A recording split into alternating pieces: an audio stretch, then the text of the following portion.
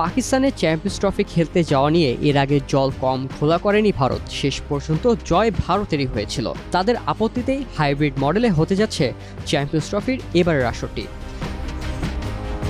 তবে এবার নতুন করে আগুনে ঘি ঢালার মতোই কাজ করেছে ভারত। দেশটির সংবাদ মাধ্যমগুলোর মতে নিজেদের চ্যাম্পিয়ন্স ট্রফির জার্সিতে স্বাগতিক পাকিস্তানের নাম লিখতে অস্বীকৃতি জানিয়েছে বিসিসিআই। আর এই খবরেই চটেছে পাকিস্তান।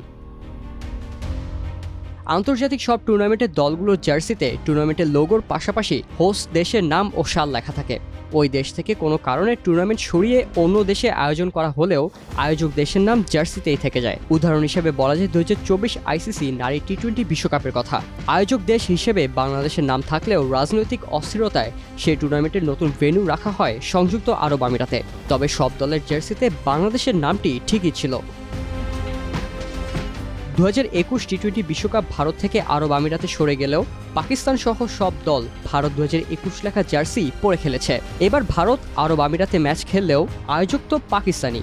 কিন্তু বিভিন্ন ভারতীয় সংবাদ মাধ্যমের মতে আসন্ন চ্যাম্পিয়ন্স ট্রফিতে নিজেদের জার্সিতে আয়োজক দেশ পাকিস্তানের নাম রাখছে না বিসিসিআই।